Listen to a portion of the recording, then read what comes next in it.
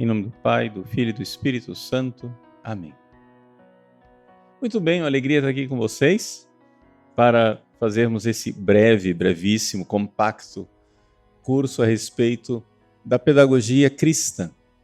E talvez para algumas pessoas a palavra pedagogia e cristã não casa muito bem. As pessoas pensam assim, não, pedagogia é um negócio, né, que não tem nada a ver com cristianismo. Só que acontece o seguinte, já digo desde o início para ficar bem claro, pedagogos somos nós cristãos, o resto nos imita. O resto é imitação, né? Pedagogia raiz é do cristianismo, o resto é Nutella. Por quê? Por várias razões, uma delas é a seguinte: peguemos os grandes movimentos pedagógicos da humanidade. Sei lá, pega a Grécia Antiga, para pegar uma coisa assim bem, né, consistente, antes de Cristo.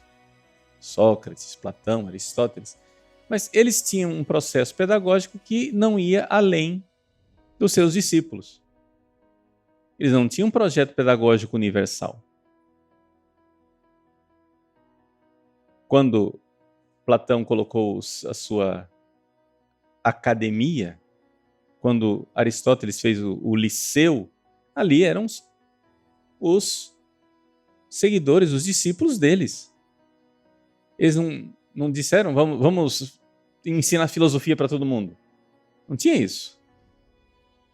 Mesma coisa também, sei lá, vamos pegar um outro projeto educacional famoso de Confúcio. A China imperial tinha o confucionismo, que era ensinado para as pessoas, mas não era um projeto pedagógico universal. Era basicamente para formar funcionários para o Estado, né? Assim, estou aqui simplificando grosseiramente toda uma história né, de séculos e séculos, mas o primeiro projeto pedagógico universal da história da humanidade é quando nosso Senhor Jesus Cristo, antes de subir aos céus, disse: todo o poder me foi dado. Ide, pois. Euntes ergo docete. Indo, pois, ensinai. Todos os povos. Todos os povos. Então ali Jesus começou um projeto pedagógico. Então o cristianismo não é só isso, no sentido banal da palavra, mas é profundamente isso, é um projeto pedagógico universal. Isso é o cristianismo. A igreja é um projeto pedagógico. Então essa coisa de educação e igreja não é como se fosse um negócio que foi colocado desde fora. Não, fomos nós que inventamos esse negócio aqui. Os próprios historiadores, pegamos, né, sei lá, História da Educação da Antiguidade, o famoso livro clássico do Henri René Maroux, né, ou o nosso brasileiro extraordinário, Rui Nunes, que publicou inúmeros volumes, não ter ocasião de ver, mas todos eles reconhecem unanimemente que quem inventou esse negócio de escola foram os católicos. Fomos nós católicos que inventamos as escolas paroquiais, as escolas catedrais, as escolas monásticas. E, portanto, nós precisamos saber o que é esse projeto pedagógico da igreja para trazer um pouco mais de razão, de sensatez a um mundo pedagógico que ficou insensato. Então, o que é o projeto pedagógico cristão? E eu já vou começar pegando pesado, ok? Nós celebramos esses dias, 5 de fevereiro, São Paulo Miki e seus companheiros mártires. No dia 5 de fevereiro de 1597, em Nagasaki, no Japão, aquela mesma cidade onde depois explodiu a bomba atômica, né? Na sagrada colina de Nagasaki, 26 católicos foram executados, né, pelos japoneses que estavam se fechando para influências externas. Os japoneses iriam ficar depois fechados até o século XIX, quando os americanos forçaram a barra para uma abertura do Japão. Mas, deixando de lado a história do Japão, o que interessa para nós é que São Paulo Miki e seus companheiros foram martirizados, eles foram crucificados, os 26 foram crucificados e depois empalados com lanças. Ou seja, na cruz, eles fincaram lanças através do corpo deles. Né? Então, São Paulo Miki era um jesuíta, sacerdote japonês, né? E é o mais conhecido do grupo, mas eu não gostaria de chamar a atenção para você para São Paulo Miki, eu só quero identificar para saber que grupo é esse que nós estamos falando. Eu quero chamar a atenção para vocês de um rapazinho de 12 anos de idade, chamado São Luís Ibaraki. São Luís Ibaraki era um menino que queria ser padre. Ele não seguia os jesuítas, ele foi evangelizado pelos franciscanos. Ele era terciário franciscano. E São Luís, o pequeno Luís, ele era órfão de pai e de mãe, foi educado católico pelos tios, tornou-se coroinha, foi catequizado, tornou-se coroinha, queria ser padre, queria entrar no seminário. Pois bem, os 26 foram aprisionados e tiveram que marchar, né, forçadamente, quase 1.000 quilômetros. Ou seja, como ir daqui para Brasília, como ir daqui para a fronteira de Mato Grosso do Sul com São Paulo. Tiveram que andar a pé, passando de cidade em cidade, sendo escarnecidos pela população. Mas alguns da população se compadeciam deles, principalmente das crianças. Havia um grupo desses 26, alguns eram crianças. E eu quero chamar a atenção para essa criança, o São Luís Ibaraki. 11 para 12 anos de idade. No meio do caminho, um samurai perguntou para ele se ele não seria melhor ele renunciar à fé cristã para salvar a vida dele. E o Luís, então, respondeu para o samurai: jamais me afastarás de minha fé. Antes, por que não te fazes cristão? Encontrarás o segredo da felicidade.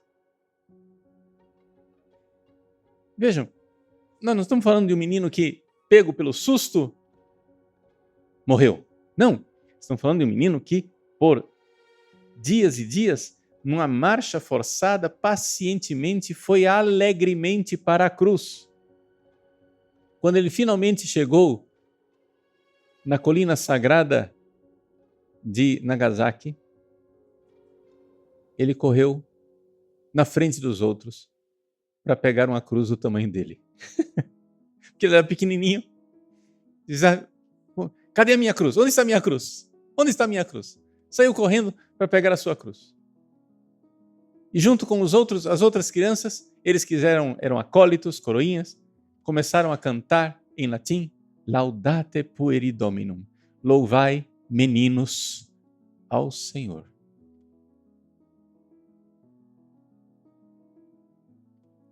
No ofício das leituras do dia de São Paulo Miki, o narrador que conta o martírio deles diz que quando o Luís ouviu que eles logo estariam no céu, ele fez um gesto de júbilo e de alegria, porque ele iria para o céu. E antes de ser empalado pelas lanças, ele disse: paraíso, paraíso.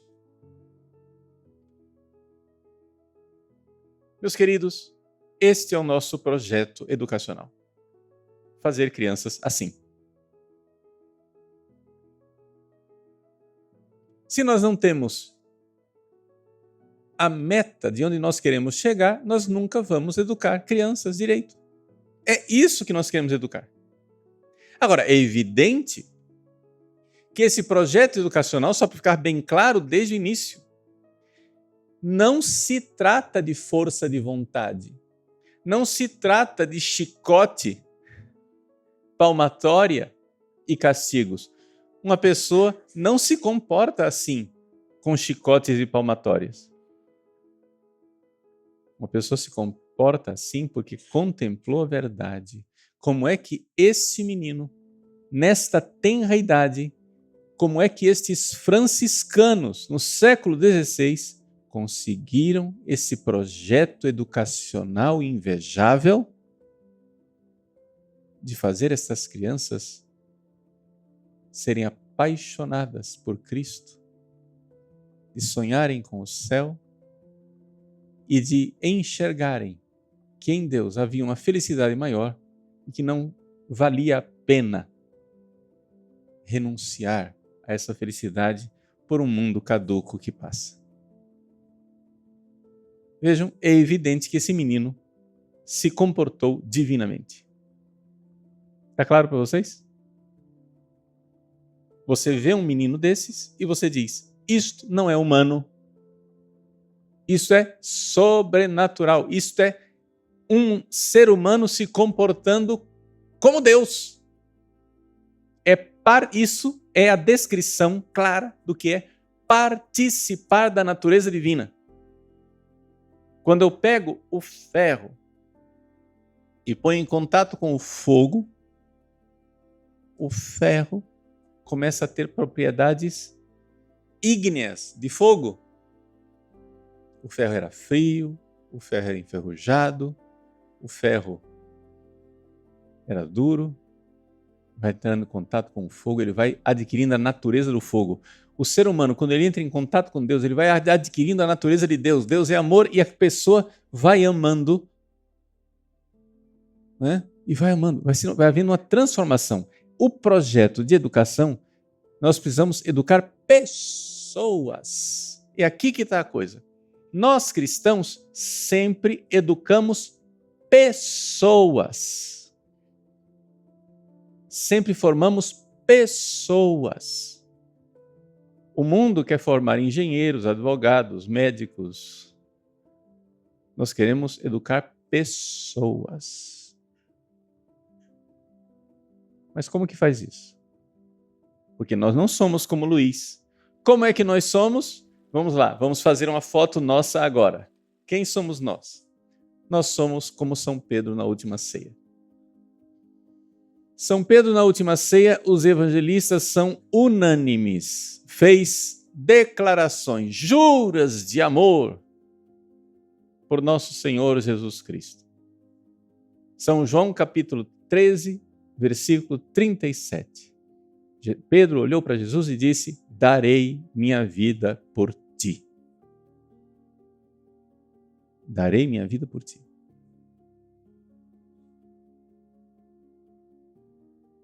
Todos os evangelistas, de alguma forma, dizem isso.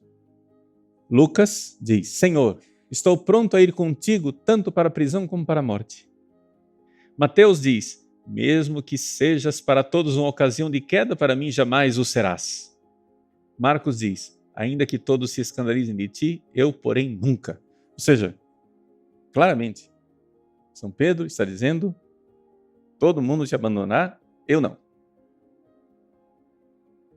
Jesus, no entanto, diz palavras sérias no Evangelho de Lucas, são as mais explícitas. Nos outros evangelhos se fala, o galo vai cantar 3 vezes, etc.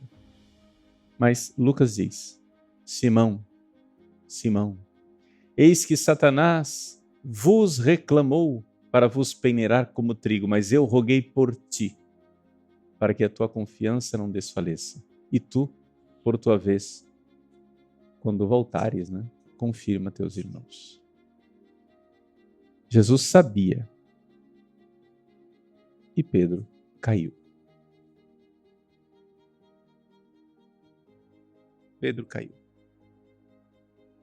São Lucas, que é o evangelista que mostra isso de forma mais clara, diz que quando o galo cantou, Jesus olhou para Pedro. Aqueles dois olhares se encontraram.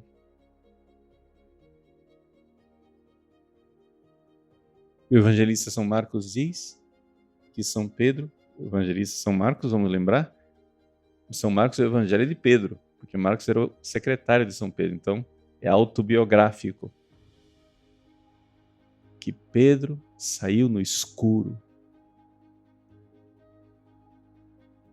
Quão densas deviam ser aquelas trevas que ele experimentou. Pedro saiu no escuro. Et flevit amare. E chorou amargamente. Pois bem,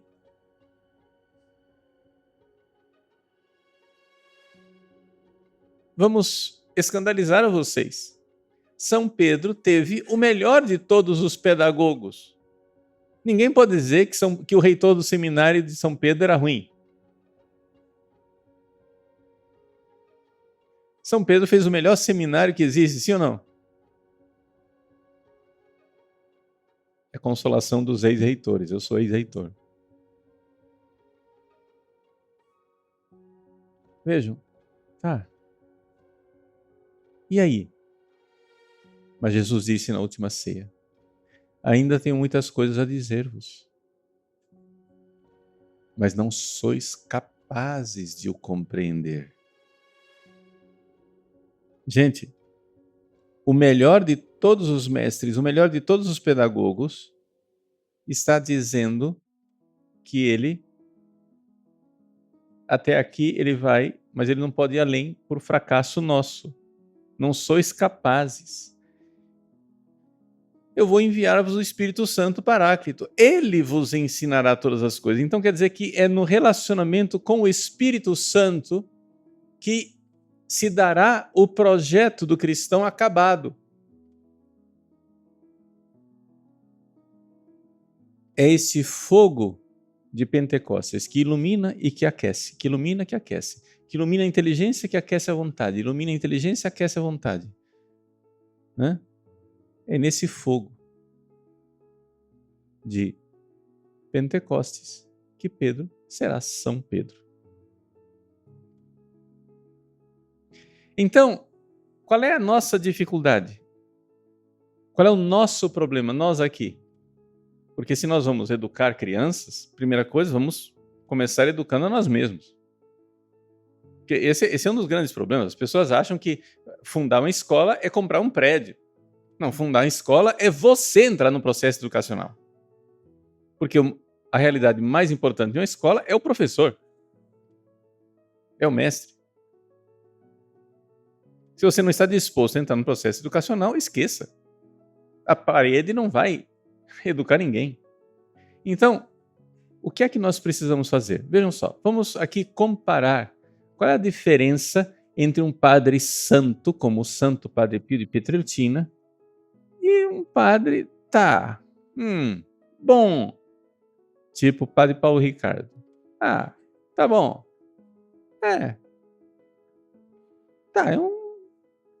um padrinho bom, tá. E aí? Qual é a diferença? Santo Tomás de Aquino nos ilumina dizendo a diferença entre essas duas realidades. Quando você vê um Padre Pio e um Padre Paulo. Você olha para o Padre Pio e vê que é vinho de outra pipa, né? De outra qualidade. O Padre Paulo é vinho chapinha, né? Sangue de boi.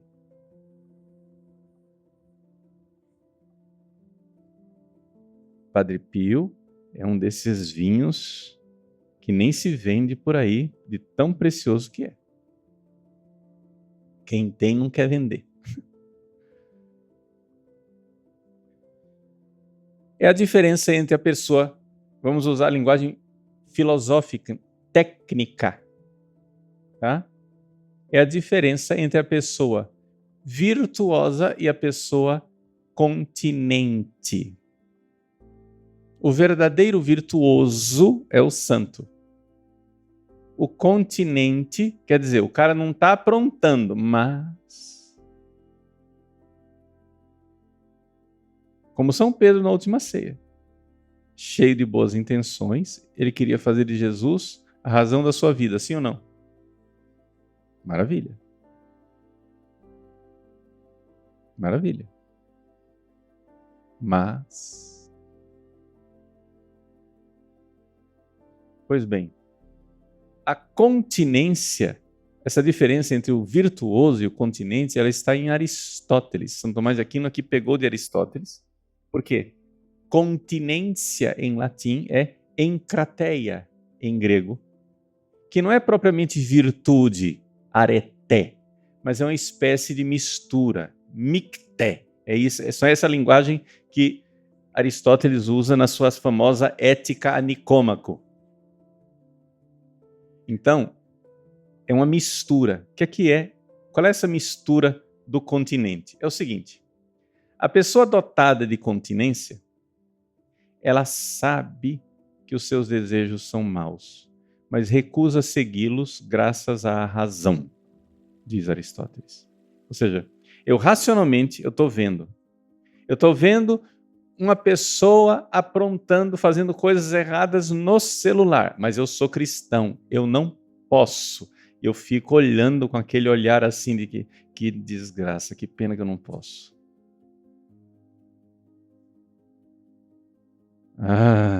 Até falo mal da pessoa.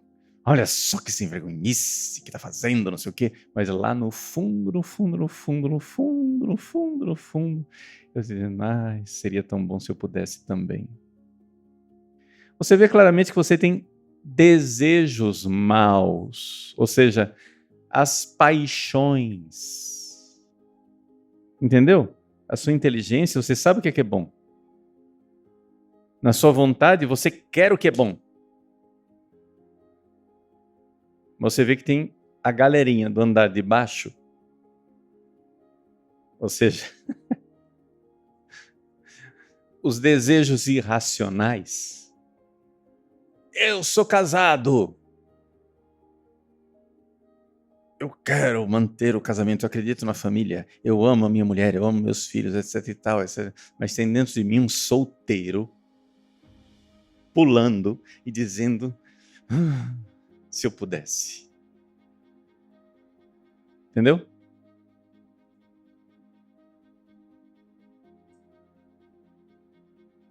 Então, isso quer dizer que nós somos um campo de batalhas. Mas por que nós somos um campo de batalhas? Aí você vai e pergunta para os psicólogos modernos. Os psicólogos modernos vão responder com o senhor Sigmund Freud e vão dizer o seguinte: você é um neurótico. Freud escreveu várias obras para explicar que vocês religiosos são todos neuróticos. Ou seja, vocês têm desejos reprimidos, a sua identidade verdadeira é esse desejo que você está reprimindo. E você tem uma coisa que é uma cultura, o mal-estar de uma civilização. É uma das obras de Freud. Ou seja, tem uma civilização aqui que está reprimindo aquele caldeirão, né? Aquela força, aquele eros, aquela força de vida que está dentro de você que você está reprimindo. Então, qual é o futuro desta ilusão? Né? Futuro de uma ilusão, a obra de Freud. Qual é o futuro dessa ilusão? É evidente que isso vai passar. A gente tem que curar as pessoas disso. A gente tem que curar as pessoas dessa doença chamada catolicismo. Então ele explicou como toda religião nasceu de um fenômeno em que lá nas tribos primitivas o filho matou o pai. E esse pai morto, por causa de um sentimento de culpa, se transforma num totem que é, digamos assim, venerado.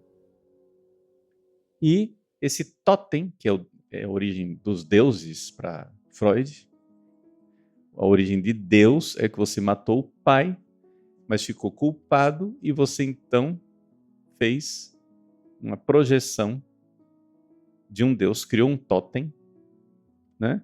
E esse totem reprime as suas pulsões interiores com regras neuróticas, que é o que se chama tabu. Totem e tabu é uma das obras do Freud, explicando a origem da religião, né?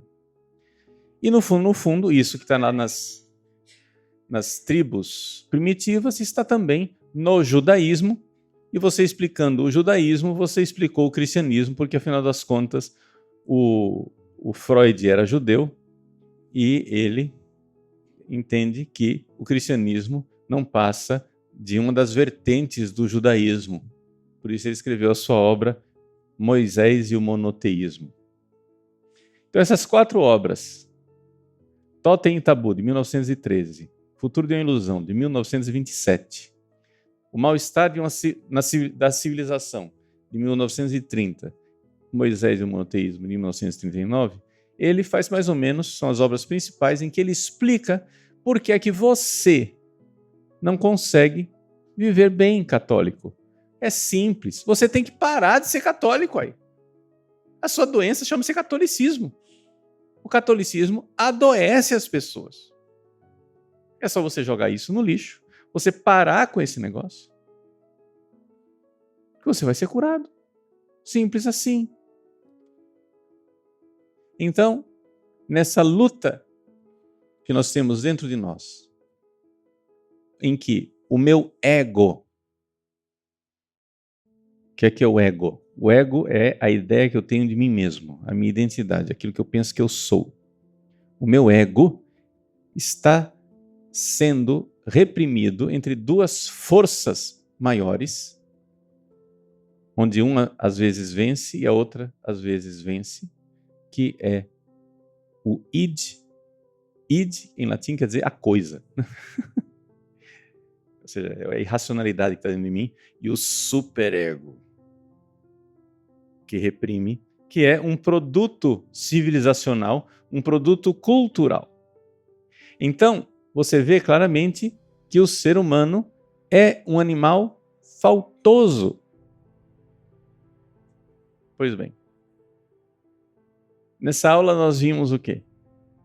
Nós vimos que o projeto, não é,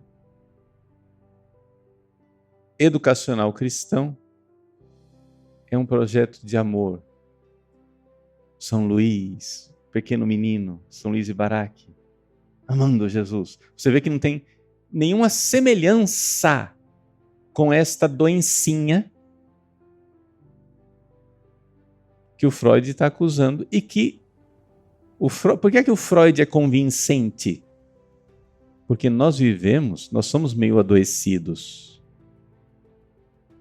E a gente vê que se o Freud não tem razão, ele tem razões. Mas quais são as razões do Freud? Por que é que nós não somos como um São Luís?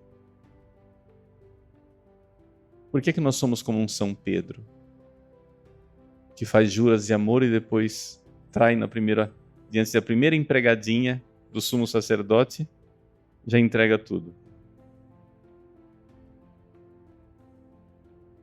Por que é que nós somos Pedro e não somos o Luís Ibaraque? O que é que houve de errado no nosso projeto educacional? É isso que nós vamos ver